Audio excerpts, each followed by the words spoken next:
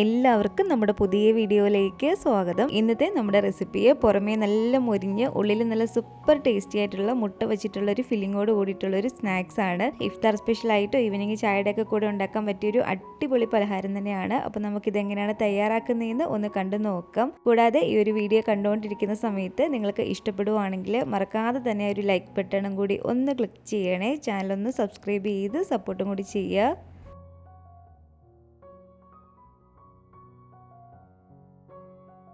അപ്പോൾ ഈ ഒരു സ്നാക്സ് റെഡിയാക്കാൻ വേണ്ടിയിട്ട് ഇതുപോലെ ഈ ഒരു പാത്രത്തിലേക്ക് നമുക്ക് 2 കപ്പ് അളവിൽ മൈദ ഇട്ട് കൊടുക്കാം. 250 ml കപ്പിൽ 2 കപ്പ് അളവിൽ ഞാൻ മൈദ ഇട്ട് കൊടുത്തിട്ടുണ്ട്.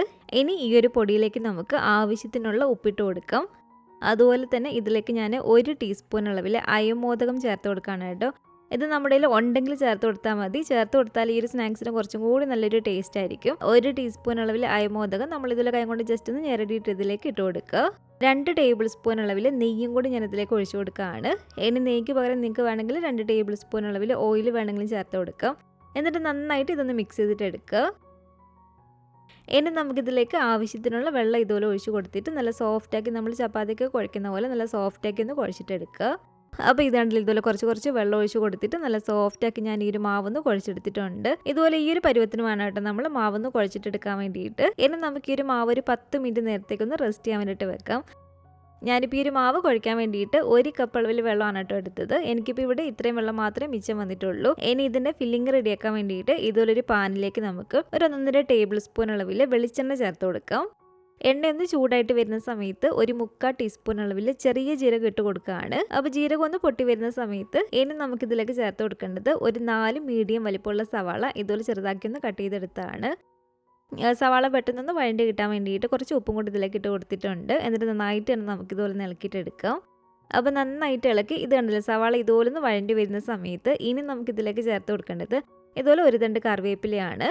അതുപോലെ തന്നെ ഒരു 2 പച്ചമുളക് കട്ട് ചെയ്തതും ഇത് 1 ടേബിൾ സ്പൂൺ അളവിൽ ഇഞ്ചി തീരെ ചെറുതാക്കി കട്ട് ചെയ്തതാണ്.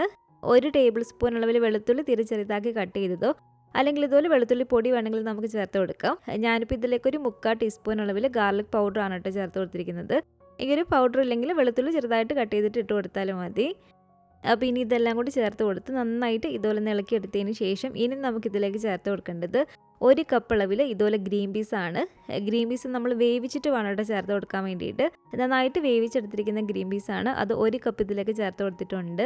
ഗ്രീൻ പീസും കൂടി ചേർത്ത് കൊടുത്തിട്ട് 1-2 മിനിറ്റോളം നമ്മൾ ഇതുപോലെ ഇളക്കിയതിന് ശേഷം ഇതിലേക്ക് ഒരു 1/4 ടീസ്പൂൺ അളവിൽ മഞ്ഞൾപ്പൊടിയും അതുപോലെ തന്നെ ഒരു 3/4 ടീസ്പൂൺ അളവിൽ പെരിഞ്ജീരകത്തിൻ്റെ പൊടി ഇട്ട് കൊടുക്കുകയാണ്. 1 ടീസ്പൂൺ അളവിൽ മീറ്റ് മസാല അല്ലെങ്കിൽ ചിക്കൻ മസാല ചേർത്ത് കൊടുക്കാം. അതുപോലെ തന്നെ ഇതിലേക്ക് ഞാനൊരു 3/4 ടീസ്പൂൺ അളവിൽ കുരുമുളക് പൊടിയും 1 ടീസ്പൂൺ അളവിൽ മുളക് പൊടിയും കൂടി ഇട്ട് കൊടുത്തിട്ടുണ്ട്. ഈ ഒരു പൊടികളെല്ലാം കൂടി ചേർത്ത് കൊടുത്ത് നന്നായിട്ട് ഇതുപോലെ ഇളക്കിയെടുത്തതിന് ശേഷം ഇതിലേക്ക് വളരെ കുറച്ച് മാത്രം കേട്ടോ ഒരു ടേബിൾ സ്പൂണൊക്കെ വെള്ളം നമുക്ക് ഇതുപോലെ ഒന്ന് ഒഴിച്ചു കൊടുക്കാം. എന്നിട്ട് നന്നായിട്ട് ഇതുപോലെ വീണ്ടും ഒന്ന് ഇളക്കിയിട്ട് എടുക്കുക. ഈ ഒരു സമയത്ത് ഇതിൻ്റെ ഉപ്പ് നോക്കിയിട്ട് ആവശ്യത്തിനുള്ള ഉപ്പും കൂടി ഇട്ട് കൊടുക്കാവുന്നതാണ്. അതുപോലെ തന്നെ കുറച്ച് മല്ലിയിലയും കൂടി ഞാനിപ്പോൾ ഇതിലേക്ക് ഇട്ട് കൊടുക്കുകയാണ് കേട്ടോ. ഇനി ഇതിൻ്റെ ഒരു എരിവ് നോക്കിയിട്ട് വീണ്ടും ഇതിലേക്ക് കുരുമുളക് പൊടി വേണമെന്നുണ്ടെങ്കിൽ ചേർത്ത് കൊടുക്കാവുന്നതാണ്. ഇതിലിപ്പോൾ കുറച്ചൊരു എരിവിൻ്റെ കുറവുണ്ട്. അതുകൊണ്ട് ഒരു 1/2 ടീസ്പൂൺ കൂടി ഞാൻ കുരുമുളക് പൊടി ഇട്ട് കൊടുത്തിട്ടുണ്ട് കേട്ടോ. എന്നിട്ട് നന്നായിട്ട് തന്നെ ഇതുപോലെ ഇളക്കിയിട്ട് എടുക്കാം. അപ്പോൾ നന്നായിട്ട് തന്നെ ഇതുപോലെ ഇളക്കി ഈ ഒരു ഫില്ലിങ് ഇവിടെ റെഡി ആയിട്ടുണ്ട്. ഇത് നമുക്കൊന്ന് മാറ്റി വെക്കാം. ഇനി നമുക്കിതിലേക്ക് വേണ്ടത് ഒരു 5ഓളം കോഴിമുട്ട ഇതുപോലെ നന്നായിട്ട് പുഴുങ്ങി എടുത്തിരിക്കുന്നതാണ്. ഇനി ഇതുപോലൊരു പാത്രത്തിലേക്ക് നമുക്കൊരു 5 ടീസ്പൂൺ അളവിൽ കോൺഫ്ലോർ ഇട്ട് കൊടുക്കാം.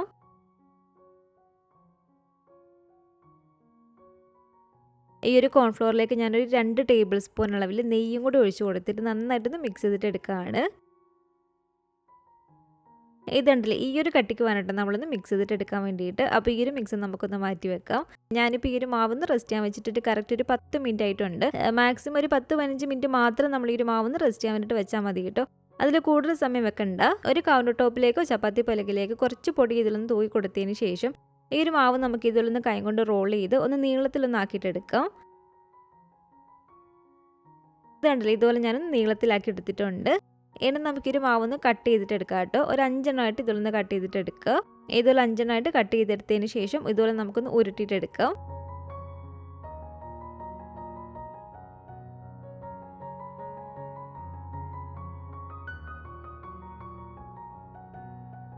അപ്പോൾ അപ്പോൾ 5 ബോൾസ് ഞാൻ ഇവിടെ നിന്ന് ഉരുട്ടിയെടുത്തിട്ടുണ്ട്. ഇനി നമുക്ക് ഇപ്പോൾ പരത്തിയെടുക്കാനുള്ള ഒരു മാവ് ഒഴിച്ച് ബാക്കിയുള്ള മാവ് നമുക്ക് ഈ ഒരു പാത്രത്തിലേക്ക് തന്നെ വെച്ച് കൊടുക്കാം. അല്ലെങ്കിൽ നമ്മൾ ഇത് പരത്തിയെടുക്കുന്ന സമയത്ത് ആ ഒരു മാവിൽ നിന്ന് ഡ്രൈ ആയി പോവും. ഇനി ഒരു കൗണ്ടർ ടോപ്പിലേക്കോ ചപ്പാത്തി പലകിലേക്കോ വീണ്ടും ഇതിൽ കുറച്ച് പൊടി ഒന്ന് തൂകിയിട്ട് നമുക്കിതൊന്ന് പരത്തിയിട്ടെടുക്കാം കേട്ടോ.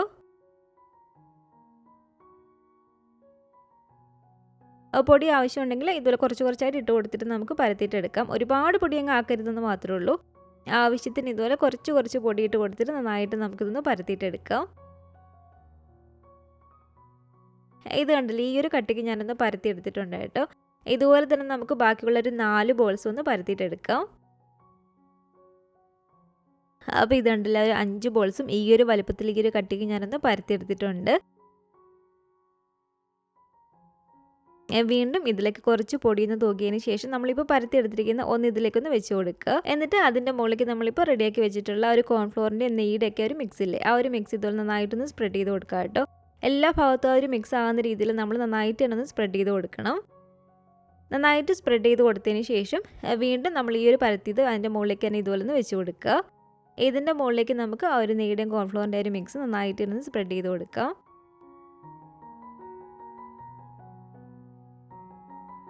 ഇങ്ങനെ നമ്മൾ റിപ്പീറ്റ് ചെയ്ത് ആ ഒരു 5 എണ്ണം പരത്തിയത് ഇതുപോലെ ഒന്ന് വെച്ച് കൊടുക്കണം കേട്ടോ, മുകളിലായിട്ട്.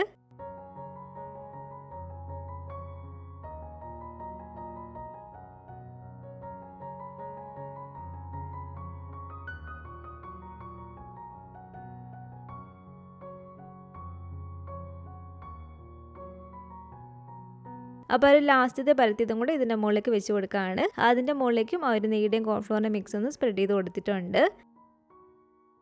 ആ ഒരു 5 എണ്ണം നമ്മൾ ഇതുപോലെ ഒന്ന് വെച്ച് കൊടുത്തതിന് ശേഷം ഇനി നമുക്കിതൊന്ന് റോൾ ചെയ്തിട്ട് എടുക്കാം കേട്ടോ. ഇതുപോലെ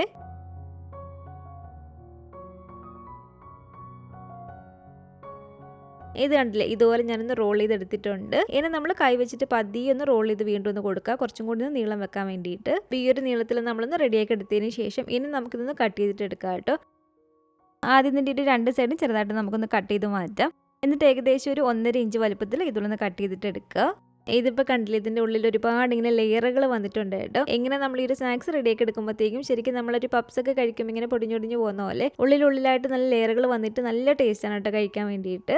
ഇനി ഒരു കൗണ്ടർ ടോപ്പിലേക്കോ ചപ്പാത്തി പലകയിലേക്കോ വീണ്ടും കുറച്ച് പൊടി ഇതിലൊന്ന് തൂകിയതിന് ശേഷം നമുക്കിതൊന്ന് പരത്തിയിട്ടെടുക്കാം. ഇനി ഇത് ഓരോന്നും എടുത്തിട്ട് ആദ്യം നമുക്കിതുപോലെ കൈ വെച്ചിട്ട് വേണമെങ്കിൽ ഒന്ന് പരത്തിയിട്ടെടുക്കാം. അല്ലെങ്കിൽ ഒരു ഗ്ലാസ് വെച്ചിട്ടോ അല്ലെങ്കിൽ ഇതുപോലെ റൗണ്ട് ഒരു പാത്രം വെച്ചിട്ടോ ഇതിലൊന്ന് അമർത്തി കൊടുക്കുക. ഇത് കണ്ടിട്ട് ഇതുപോലെ ഒന്ന് റൗണ്ടാക്കി നമുക്കൊന്ന് പരന്ന് കിട്ടിയിട്ടുണ്ട്. ഇതിൻ്റെ മുകളിലേക്ക് കുറച്ച് പൊടിയൊന്ന് തൂക്കിയിട്ട് വേണം കേട്ടോ നമ്മൾ പരത്തിയെടുക്കാൻ വേണ്ടിയിട്ട്. എങ്കിലും നമുക്ക് നന്നായിട്ട് ഇത് പരന്ന് കിട്ടത്തുള്ളൂ. അപ്പോൾ ഇതുണ്ടല്ലേ, ഈ ഒരു വലുപ്പത്തിൽ ഞാനൊന്ന് പരത്തിയെടുത്തിട്ടുണ്ട്. ഞാനിപ്പോൾ ഇത് റെഡിയാക്കിയിട്ട് എടുക്കുന്ന ഒരു റെക്റ്റാങ്കിൾ ഷേപ്പിലാണ് കേട്ടോ. അപ്പോൾ നമുക്ക് ഇതുപോലെ ഒന്ന് കട്ട് ചെയ്തിട്ട് എടുക്കാം. ഇതുപോലെ നമ്മൾ ചെയ്യുമ്പോൾ ഈ ഒരു സൈഡ് കട്ട് ചെയ്തത് അതൊരിക്കലും വേസ്റ്റ് ആവില്ല. അതും നമുക്ക് എണ്ണയിലേക്ക് ഇട്ട് കൊടുത്ത് ഫ്രൈ ചെയ്തിട്ട് എടുക്കാവുന്നതാണ്. അയമോദമൊക്കെ ചേർത്ത് ഉണ്ടാക്കിയതുകൊണ്ട് വെറുതെ അത് കഴിക്കാനും നല്ല ടേസ്റ്റ് തന്നെയാണ്. ഇനി റൗണ്ട് ആക്കിയാണ് റെഡിയാക്കേണ്ടതെങ്കിൽ ഇതുപോലെ നമ്മൾ കട്ട് ചെയ്തിട്ട് എടുക്കേണ്ട ആവശ്യമില്ല. ഇതുപോലെ ഫില്ലിംഗ് വെച്ച് കൊടുത്തിട്ട് നമ്മൾ റൗണ്ട് ആക്കി ഒന്ന് റെഡിയാക്കി എടുത്താൽ മതി. ഇനി നമുക്ക് ഇതിൻ്റെ ഈ ഒരു അറ്റത്ത് നിന്ന് കുറച്ച് ഗ്യാപ്പ് ഇട്ടതിന് ശേഷം ഈ ഒരു ഫില്ലിംഗ് നമുക്ക് ഇതുപോലെ വെച്ച് കൊടുക്കാം. ഫില്ലിംഗ് ഒരുപാടങ്ങ് കൂടി പോരുത് കേട്ടോ. ഒരുപാട് കൂടി പോയിട്ടുണ്ടെങ്കിൽ നമ്മളിത് മുട്ടയും കൂടെ വെച്ച് കൊടുക്കുമ്പോഴത്തേക്കും പൊട്ടിപ്പോവും. ഒരു മുട്ടയിൽ നിന്ന് 4 ആക്കി കട്ട് ചെയ്തതിന് ശേഷം ഒരു 2 പീസ് ഇതിലേക്ക് ഞാൻ വെച്ച് കൊടുക്കുകയാണ്. ഇനി ഇതിൻ്റെ ഈ ഒരു സൈഡിലെല്ലാം തന്നെ കുറച്ച് മൈദയിൽ കുറച്ച് വെള്ളം ചേർത്ത് കൊടുത്തിട്ട് ഈ ഒരു പേസ്റ്റ് രൂപത്തിൽ നമ്മളൊന്ന് റെഡിയാക്കിയിട്ട് എടുക്കുക. എന്നിട്ട് മൈദയുടെ ഒരു പേസ്റ്റ് ഇതുപോലെ 4 സൈഡിൽ നമുക്കൊന്ന് തൂത്ത് കൊടുക്കാം. അതൊന്ന് ഒട്ടിയിരിക്കാൻ വേണ്ടിയിട്ടാണ് കേട്ടോ. ശേഷം ഇതുപോലെ ഈ ഒരു അറ്റം പിടിച്ചിട്ട് ഇതുപോലെ നന്നായിട്ട് ഒന്ന് അമർത്തി ഒന്ന് ഒട്ടിച്ച് കൊടുക്കുക. ഇതുപോലെ ഒരു ഫോർക്കോ വെല്ലം വെച്ചിട്ട് ജസ്റ്റ് ഒന്ന് അമർത്തി പ്രസ് ചെയ്ത് കൊടുക്കുകയാണെങ്കിൽ ചെറിയൊരു ഡിസൈൻ പോലെ അതിൽ വരികയും ചെയ്യും. കൂടാതെ ഒട്ടും തന്നെ പൊട്ടിയൊന്നും പോകാതെ നല്ല ടൈറ്റായിട്ട് തന്നെ അങ്ങനെ ഇരുന്നോളും. എല്ലാം തന്നെ ഒന്ന് റെഡിയാക്കി എടുത്തതിന് ശേഷം നല്ല ചൂടായിട്ട് കിടക്കുന്ന എണ്ണയിലേക്ക് വേണം നമ്മൾ ഇട്ട് കൊടുക്കാൻ വേണ്ടിയിട്ട്. ഇതുപോലെ നമ്മൾ ഇട്ട് കൊടുത്തതിന് ശേഷം ഒരു മീഡിയം ഫ്ലെയിമിൽ വെച്ച് കൊടുത്തിട്ട് വേണം കേട്ടോ ഫ്രൈ ചെയ്തിട്ട് എടുക്കാൻ വേണ്ടിയിട്ട്. ഇതുപോലെ തിരിച്ചും മറിച്ചും ഒക്കെ ഇട്ട് കൊടുത്ത് പുറമേ നല്ല ക്രിസ്പി ആയിട്ട് വരുമ്പോഴത്തേക്കും നമുക്കിത് എണ്ണയ്ക്കകത്ത് നിന്ന് എടുക്കാവുന്നതാണ്. അപ്പോൾ ഇതുണ്ടല്ലോ, ഈ ഒരു കളറായിട്ട് പുറമേ നല്ല ക്രിസ്പി ആയിട്ട് തന്നെ നമുക്ക് കിട്ടിയിട്ടുണ്ട്. ഇത് നമുക്ക് എണ്ണയ്ക്കകത്ത് നിന്ന് കോരി മാറ്റിയേക്കാം. ഇതുപോലെ തന്നെ നമുക്ക് ബാക്കിയുള്ളതെല്ലാം ഒന്ന് ഫ്രൈ ചെയ്തിട്ട് എടുക്കാം കേട്ടോ. ലാസ്റ്റ് ഇതുപോലെ നമ്മളൊരു സൈഡ് കട്ട് ചെയ്തത് മാറ്റിയത് എണ്ണയിലേക്ക് ഇട്ട് കൊടുത്തൊന്ന് ഫ്രൈ ചെയ്തെടുത്തിട്ടുണ്ട്. അപ്പോൾ ഇത് കണ്ടില്ലേ, എല്ലാം തന്നെ ഞാനിതിവിടെ ഫ്രൈ ചെയ്തെടുത്തിട്ടുണ്ട്. നിങ്ങൾക്കിത് കാണുമ്പോൾ തന്നെ മനസ്സിലാവും, പുറമേ നല്ല ലെയറോട് കൂടിയിട്ട് നമ്മളൊരു പപ്സ് ഒക്കെ എടുക്കുമ്പോൾ പൊടിഞ്ഞു പോകുന്ന പോലെ നല്ല മുരിഞ്ഞ് നല്ല ക്രിസ്പി ആയിട്ടാണ് കേട്ടോ പുറമേ ഇരിക്കുന്നത്. ഉള്ളിലൊരു ഗ്രീൻ പീസിൻ്റെ മുട്ടയുടെയൊക്കെ ഒരു ഫില്ലിങ്ങും കൂടെ വരുമ്പോഴത്തേക്കും നല്ല അടിപൊളി ടേസ്റ്റാണ് കേട്ടോ കഴിക്കാൻ വേണ്ടിയിട്ട്. അപ്പോൾ ഇതിൻ്റെ കൂടെ കുറച്ച് ടൊമാറ്റോ കെച്ചപ്പും കൂടെ ഉണ്ടെങ്കിൽ കുറച്ചും കൂടി നല്ലൊരു ടേസ്റ്റായി കഴിക്കാൻ വേണ്ടിയിട്ട്. അപ്പോൾ ഇന്നത്തെ നമ്മുടെ ഈ ഒരു ഈവനിങ് സ്നാക്സിൻ്റെ റെസിപ്പി നിങ്ങൾക്ക് ഇഷ്ടപ്പെട്ടെങ്കിൽ തീർച്ചയായിട്ടും ഒന്ന് ഉണ്ടാക്കി നോക്കുക കേട്ടോ. ഉണ്ടാക്കി നോക്കുകയാണെങ്കിൽ നിങ്ങളുടെ അഭിപ്രായങ്ങളൊക്കെ മറക്കാതെ തന്നെ നമ്മുടെ കമൻറ്റ് ബോക്സിൽ വന്ന് അറിയിക്കുക. അതുപോലെ തന്നെ ഈ ഒരു വീഡിയോ ഇഷ്ടപ്പെട്ടെങ്കിൽ മറക്കാതെ തന്നെ ഒരു ലൈക്ക് ബട്ടണും കൂടെ ഒന്ന് ക്ലിക്ക് ചെയ്യണേ. നിങ്ങളുടെ ഫാമിലിയും ഫ്രണ്ട്സും ഒക്കെ ആയിട്ട് നമ്മുടെ ഒരു വീഡിയോ ഒന്ന് ഷെയർ ചെയ്ത് കൊടുക്കുക. പുതിയതായിട്ട് ഈ ഒരു ചാനൽ ആരെങ്കിലും കാണുന്നുണ്ടെങ്കിലും ഇതുവരെയായിട്ടും ഈ ഒരു ചാനൽ സബ്സ്ക്രൈബ് ചെയ്തിട്ടില്ലെങ്കിലും താഴെ കാണുന്ന ഒരു റെഡ് സബ്സ്ക്രൈബ് ബട്ടണും കൂടെ ഒന്ന് പ്രസ് ചെയ്ത് സപ്പോർട്ട് ചെയ്യണേ. കൂട്ടത്തിലെ കാണുന്ന ബെൽ ഐക്കണും കൂടെ ഒന്ന് ക്ലിക്ക് ചെയ്ത് അതിൽ ഓൾ എന്നൊരു ഓപ്ഷൻ തന്നെ കൊടുക്കുകയാണെങ്കിൽ ഞാൻ പുതിയ പുതിയ റെസിപ്പികളൊക്കെ ഇടുന്ന സമയത്ത് നിങ്ങൾക്ക് അതിൻ്റെ നോട്ടിഫിക്കേഷൻ കിട്ടുന്നതായിരിക്കും. ഇൻഷാ അല്ലാഹ് വീണ്ടും നമുക്കിതുപോലെ നല്ലൊരു റെസിപ്പിയായിട്ട് കാണാം.